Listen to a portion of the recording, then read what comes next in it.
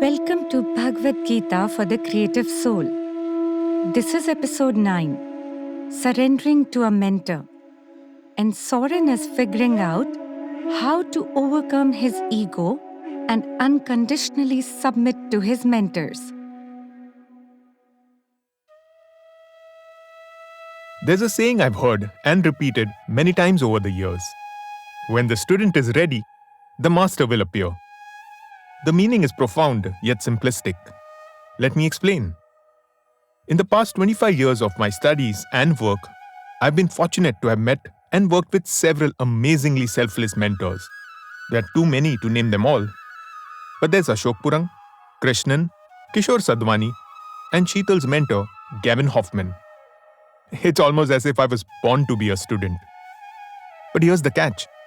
I would ask questions, receive answers, take copious notes, and promise to apply the wisdom. Yet, often I struggled to follow through. I had the intelligence to ask the right questions, but not the humility to completely surrender. This is ironical, considering I am who I am thanks to these very mentors, a fact I have always known and acknowledged. The struggle is doubly ironic since I have taught over 1,000 8 to 80-year-olds as a writing mentor and have experienced firsthand the effort and commitment it takes. So why do I, someone who appreciates mentors and knows the impact of mentoring, still find it challenging to submit? Why do I believe that I can figure things out on my own? Why do I want to carve my own untrodden path? That is where the following Shlok showed me beyond a doubt that the Bhagavad Gita is indeed a life manual.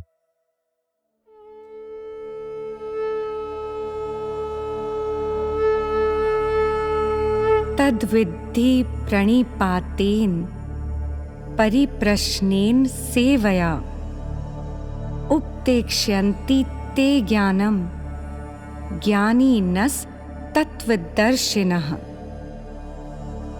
Chapter 4, verse 34. Know that those who have sought and seen the truth will impart their wisdom to you.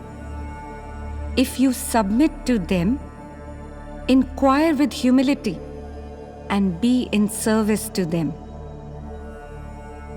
The Shlok clearly states that the surrender is not to be blind, unquestioning, and ritualistic, and the inquiry must be honest but humble. The Bhagavatam says in Canto 11, Chapter 22, verse 10, that the individual soul is clouded by ignorance since endless lifetimes, and which cannot be lifted by self-realization. It needs another, a knower of the truth, to impart that wisdom. So what does it mean to surrender to a mentor? Here are a few steps I have begun to follow. Communicating my goals and expectations. One of my challenges has been to clearly state my objectives and the support I require.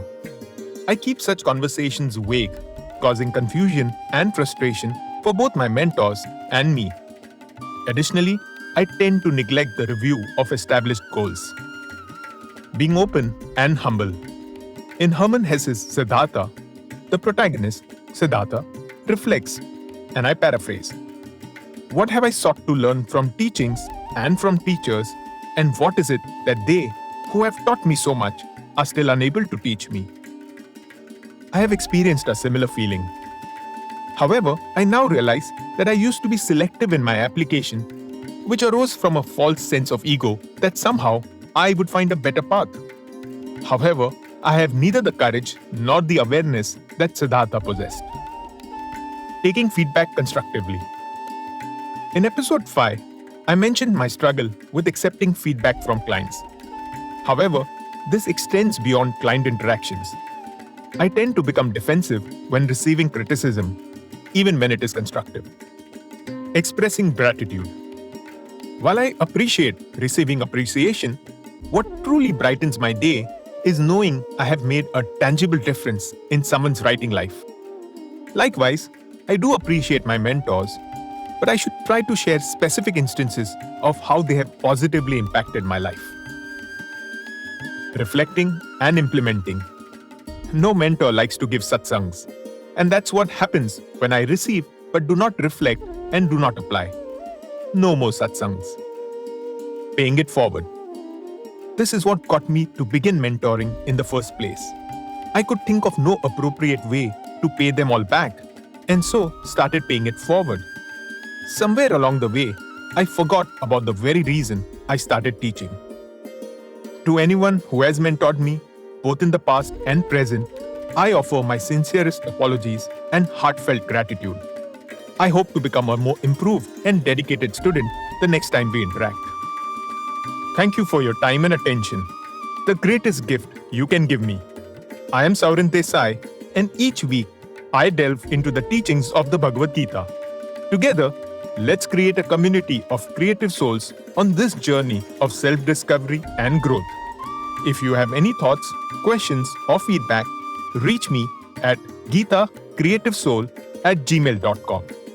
And from this moment onwards, I am on a quest to overcome my ego and unconditionally submit to my mentors.